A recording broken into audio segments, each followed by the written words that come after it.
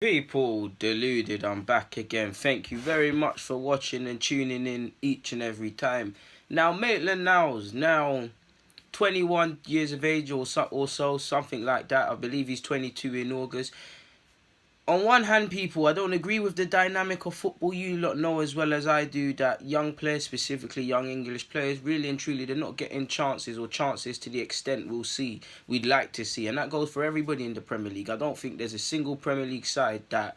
I'm not saying they don't feel they're doing a good job in terms of developing players, because we're all trying to do that. But I don't feel there is a Premier League side out of all the sides in the league that can honestly say their pathway is exactly working, and it's working to the utmost optimum, and to the extent where they're fully happy. Of course, not everybody can make it. Some players ain't good enough to grade is high, people, in professional football. So on one hand, Maitland-Niles, he's playing games in it. How many young players or within his range, generally speaking, are playing consistently, people? So on one hand, he's getting games away from the position he's playing in.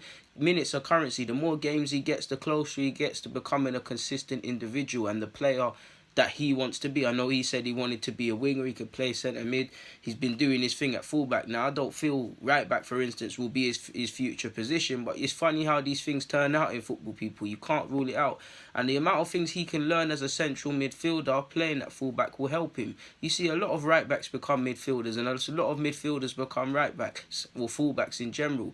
You learn greater appreciation for the game playing out wide and things like that, because you generally have not much time on the ball, and yes, you are in weird circumstances in terms of there's not much surface area being a right back and stuff from, so your first touch has to be immaculate. You kind of need to think consistently, and you gain a greater understanding and appreciation for the defensive aspects. Now, obviously in midfield you need to see a picture before it's happened, and it is typically tight spaces. Sooner or later, I do feel Maitland-Niles is going to have that conversation with Emery and like, listen, I'm not a fullback. I would like to be playing as a winger, which I don't agree with, or as a midfielder. Now, at the end of the day, what the manager says you have to follow. At the end of the day, like I said to him, for as much as we like these young players, they're barely playing in the Premier League, so he's lucky on one hand. At the end of the day, minutes are currency. Every game you play should take you closer to being that polished individual. And if he didn't play all of these games at fullback and he did play in midfield, is a more natural position, how many appearances would he have had this season? You see an opportunity, you have to take it, people. And he's done, I think Maitland-Niles has done all right at fullback. Of course he's had tough moments. Of course there's been just downright bad games. Of course he's shown at times how he could probably be a bit more switched on. For me, the one pet peeve I have with Maitland-Niles is I love that he's cool on the ball and he's calm in positions. But when you're playing fullback, you have to be a bit more switched on. And in midfield, and at times I feel he switches off and he needs to grow a bit out of that, just as for me. But I believe he can be a very decent midfielder, a competent player within our squad. I'm not here to say he can be top class, this, that and the third. I just like Maitland-Niles and think he can be a decent homegrown player for us. How good he wants to be depends on him and how far he wants to go. He strikes me as someone that's driven to improve and things like that. But the more he plays fullback, surely people, the conversation between him and Emery have to have been had. Now, like I said, you relish the opportunities are given, you relish it. He would not be playing in Europa League finals and things, possibly starting that, if he was playing in midfield, because you know he's fond of Guendouzi, he likes Xhaka, Torreira. Would he be ahead of them in the pecking order? People, it's not for me or you to say. We just have to deal with what we saw last season. And again, on one hand, Emery needed a stopgap and someone to fill into that position at right back, but at the same time, he could, if he really believed in him in central midfield to a degree, he would play him. I do think he believes in him in that position, but you get what I'm getting at, people. Now, Emery's also played Xhaka at left back and centre half, so you've got to do what you've got to do for the team and the cause, people.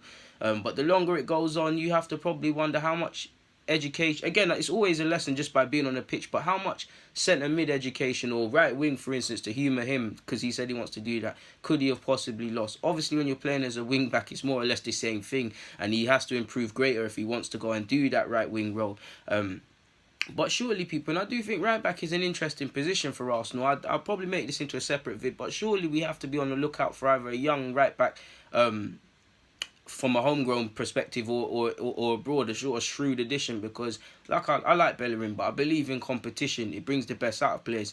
Two competent right backs that can do their thing, they're cool. Sadly, injuries are a part of the game. Like you're seeing, Bellerin is our first choice fullback on the right hand side. He's not fit. Maitland-Niles is not a fullback and he shows it at incidences. Jenkinson's not of the standard. Mustafi is shoehorned at fullback, and Tutu never got a look in, and he's actually gone on loan. I've seen, and we'll speak about him in a separate vid.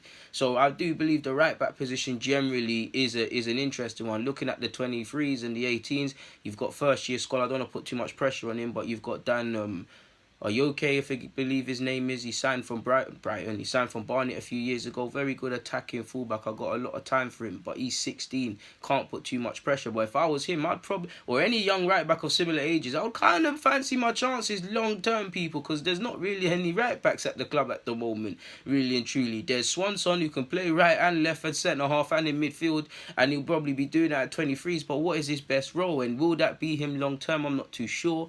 Oli Inca's been played there. Couple other guys have been shoehorned on the right hand side, but there's not really a standout. So right back is an interesting position, because Maitland-Niles is probably, for the first half of the season, depending on when Bellerin's back, is going to be that first choice right back. So don't get twisted. It's down to him to improve and look at what he did right and wrong in that position last season and improve. Because if he does that, if he switches on it from as a fullback and gets on point, for me, he learned the most defensively, then he could be a good midfielder. Because think about it, people. If you've learned from being in a back four, shifting up, playing the high line, dropping deep, playing with street smart wingers and strikers that you have to talk and communicate, shuffling across, dropping, sniffing danger. If you get all of that appreciation on any side of the flanks, because he has played left back a couple of occasions at Arsenal, when you play midfield, that's gonna be almost muscle memory. You're gonna think, alright, cool, I'm not in the back four, but I know my right back might be in trouble here. Another aspect I don't feel our midfielders do enough, help our fullbacks getting out wide quick enough. Whether that's because we're not dynamic, I'm not sure.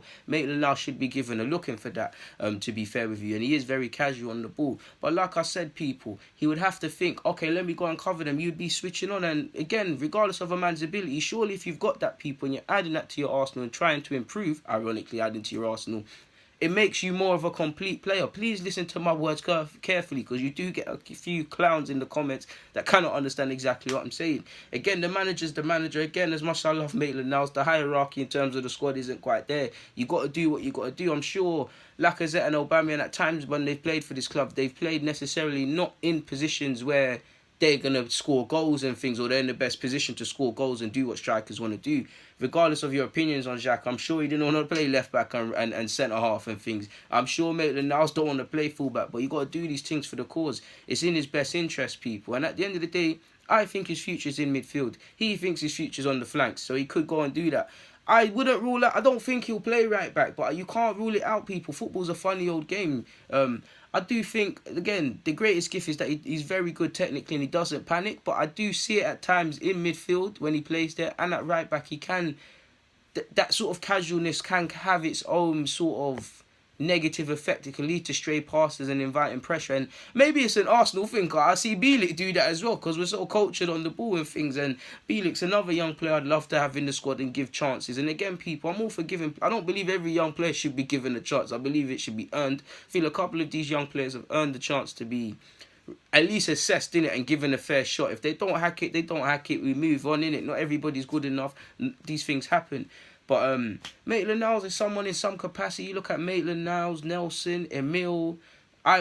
I would love Saka and Amici, but who knows, one of them might want to leave and things like that eventually. These sort of players there, these are guys you want to see a bit of them in the next 3-4 years, together with new additions obviously that can pattern up the side, and obviously the defensive players and players I haven't named. You've got the Holdings, possibly Mavropanos. You want to see a couple of these guys become the fabric of our club. Now, let's not be naive, and it's not Disney Channel. Not all of these young players that I've named, and we can sit here and name all the good young players at the club, are going to make it here, but a couple of them should be coming through. And I actually believe, people, you see the fullback positions, for me, people, I believe these are things you should be able to fix in your club. Now, again, Trent Arnold, you look at him from Liverpool, how much money he saved them. You look at Wan-Bissaka, fullbacks are it's crazy. He's come up from Palace, and he's gone for 40 or 50 million allegedly.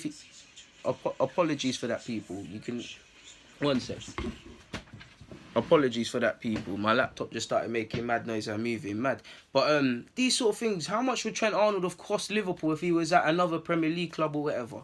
Look how much Chilwell is, people. Look how much Luke Shaw at the time got sold for. These sort Bellerin, people can say what they want for Bellerin. We rejected £50 million bids once upon a time. Do you see what these things can save you? I believe these sort of positions there, you should be able to look in your academy and there should be someone that's a bit shrewd and a bit competent to progress people. Obviously, when you're looking at strikers in the academy and wingers, these things are a bit techie. But I do believe centre-half, fullbacks on either hand side, you should be able to bring these guys through. In regards to left back, a player I'm looking forward to seeing in his second season in England as a second year under 18 is Joe Lopez. As you lot know, he's come from Barcelona. He's a fullback. Like you seen with Bellerin and Cesc, the story happens. Didn't work out for Miguel or John Torrell here, but you see it. I think he's shown he's a good attacking fullback, and if he was of age and of maturity, I think Emery would enjoy him. Next season, obviously, we want to see a bit more of him as he's had his first year in England and that. Maybe in a couple of years, he's someone that can progress to first team. I think he's one to look at as well. Again, he's young. I'm not here to overrate guys and say they can do this and the other. He's just someone that I like the look of. With Swanson moving up to 23s, you should be looking at Joe Lopez to kind of lock down that position, because I don't feel last season he was necessarily first choice based on the games I was watching and seeing and attending, people. But for that, I mean, in regards to this vid, I've got nothing more to add, so I'm going to keep it moving, people. In short, surely sooner or later, Maitland-Niles and Emery have to have that honest decision as to how he can feature in this side or beyond being a fullback. Surely a right back. The right back position is somewhere we're going to assess or look to improve, people, because even before, I know I just said I'm going to bust out and I always do this, people, but, and I don't want to cherry pick, but if I'm Unai Emery sitting in, I'll never sit in his shoes, but sitting as a fan pretending to be in his shoes, people, now, without stating the obvious, we know we need a left back, centre half, the rest of it, defensive preparations, all the tactical stuff, without stating the obvious that I have spoken at length, you have spoken with your mates down the pub and in the comments, without speaking about that, people, you've got to look at potential areas, people, and right now the sun is shining, innit? The sun is shining, the sun is shining, so the roof looks a bit cool. But if we see a repeat of last season when it begins to rain and there's another injury at fullback and we're pressed for options, you then start to see the roof leak, people. And again, there are other priorities. I would like to see a left back. I would like to see a centre half. I would like to see youth players integrated if we're not going to sign a winger and possibly a centre mid and things. But the right back area is one that low-key concerns me, people. I don't want to jinx it, but Maitland-Niles is likely to start that. That's going to be his thing next season. Tutu's gone out on loan and he wasn't used. He did have a lot of injuries last season, I'll say Tutu. So I think a lot of people being unfair to Emery. He had a lot of injuries. I believe he only made 11, 12 appearances.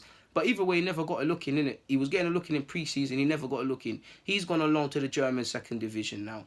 Jenkinson will probably survive to Lucas Torreira at this point, being at the club, people. Jenkinson will probably survive the summer, but banter aside, if we look at the links, he's had Celtic, West Brom, couple other clubs. If he really truly wants to play football, then he won't be at the club, people. So you've got Bellerin injured, you haven't got Jenkinson, which regardless of mine or your opinion of him, is a body and someone that's a right back by trade, people, a tool of the trade, you get it, people.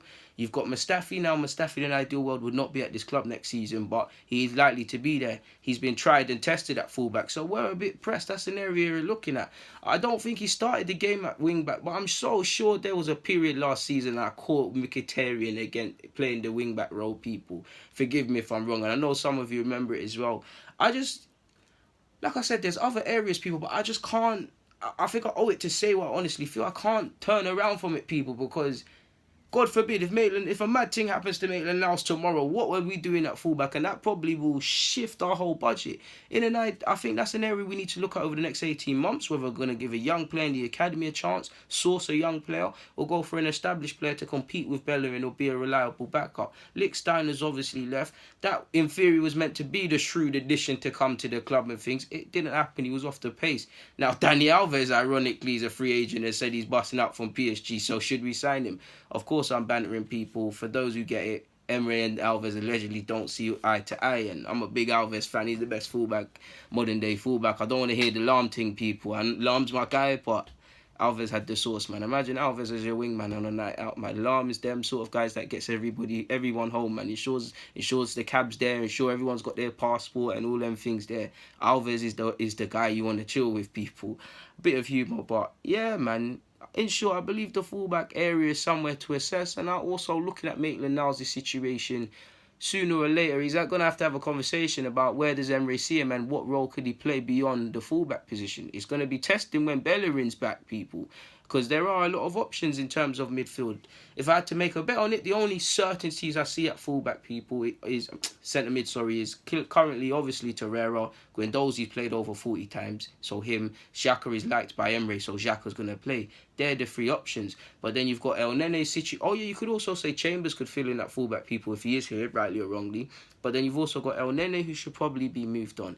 You've got Emile Smith-Rowe, if he's going to stay at the club. He's a 10 or an 8 long term. Is he going to be given opportunities? You've got Bielik, who's probably a centre half, but can play centre half, and I believe should be used in some games and situations in defensive mid. You add into that Maitland-Niles. You add into that potentially wanting another centre mid, people, in an ideal world, and not everybody can play. I've also forgot about young Joe Willock, if he is at the club and he isn't on loan, because if I'm Joe, I'm following, I'll say, Tutu's lead and heading to Germany, or a club that's going to play me, because if I'm not going to get football here, I need to be playing first team football somewhere. I can't be playing 23s, hoping on the odd Europa League, FA Cup, Carling Cup call-ups and things like that. Because beyond the Checo Trade Trophy, what challenges are these 23s going to have, people?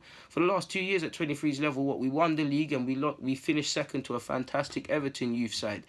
23s is a graveyard, people. All of the 23s, they should be trying to get out of there, people, really and truly. Someone like Ballard, for example, an underrated player who's done quite well. I believe he should make his debut next season and should go on tour in pre-season because he's earned it with his consistency. He signed a new deal, but he's 19, 20, I believe he's 20 years of age. Now, he's going to be used at the 23 level, and like I said, I think he makes his debut first team level in some capacity. I'm not saying he can make it here because that's down to him, but if I'm also him, yeah, that's great making the Arsenal debut, and it's somewhat a reward for you and your family and everyone for the hard work you've put in, and it looks nice. But if I look at my development, would I develop better away from it in a first-team environment? Now, there's no rights and wrongs because you can stay close to the squad, he can develop internally and stuff like that, or you can go and test yourself at first-team level. I personally believe Ballard's ready to go somewhere.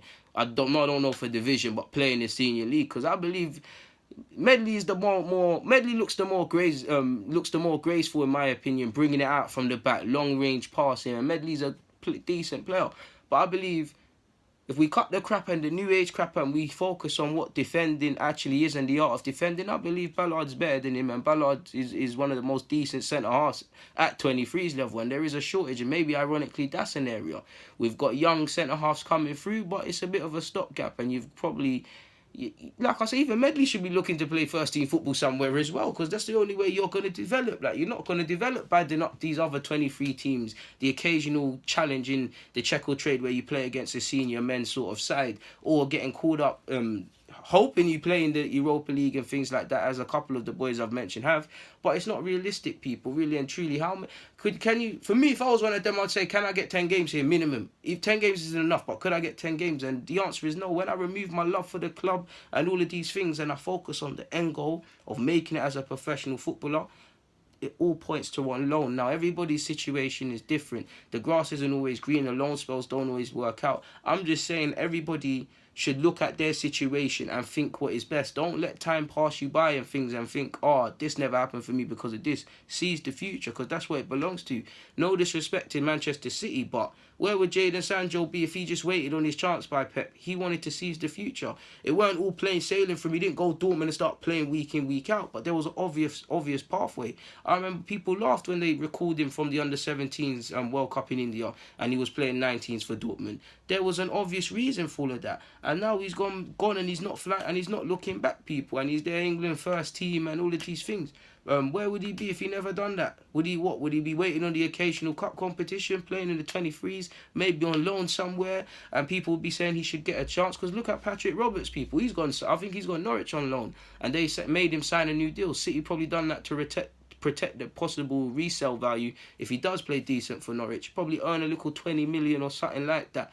But is he going to play at City, people? Where would he be if he potentially stayed at Fulham? Where would he be if he didn't leave? Because if he didn't leave, because you also can't knock in. Oh yeah, they might not be playing first team, but in terms of the better coaching and competitive environment, you can't knock it. I know I'm going way off task, people, but even if you look at young Ben Knight, who left Ipswich and went to Manchester City, he can play up front and on the flanks and stuff, and he's probably, for me, got a future on the flanks. He could probably make it as a 10. You would look at the situations and think you obviously have more of a chance of making it at Ipswich than you do at Manchester City. But the competitive nature, playing in youth gen competitions, better players being sourced in, is competitive, and that brings the best out of you. You run the risk of at these clubs becoming a big fish in a small pond. Technically, if you was to look at it, white and black people, then young Charlie Pantino should stay at Luton. Mavididi, I believe, was bought from Southend, as was Isaac Hayden, Glenn Kamara as well. Forgive me if I'm wrong. Coyle and Tyrese John Jules previously played for Charlton at a period in their life. A couple of these boys were not always at Arsenal, people. Wilshere weren't always at Arsenal. You can look at the clubs they played for and things and think, yeah, they would have probably made it at them clubs. But it's not always that, people. These more established Cat 1 clubs in most occasions have more money, more resources, can invent more time to you lot. There's no rights and wrongs, people, because you do run the risk of becoming a big fish in a small pond, but you also can get more tailored. Obviously, at the bigger clubs, there's competition, but you also run the risk of just becoming a statistic, a number, crabs in a barrel mentality. So football is a funny old game. There's not one sort of position you can take, people, and if you can, I don't believe you're a student of the game. That's me personally. On that note, though, I'm going to keep it moving, people. I've got some other vids to record, and I've been here chatting for time, man. I'm really out now. So people, Deluded, thank you for watching and rocking each and every time. I'm out.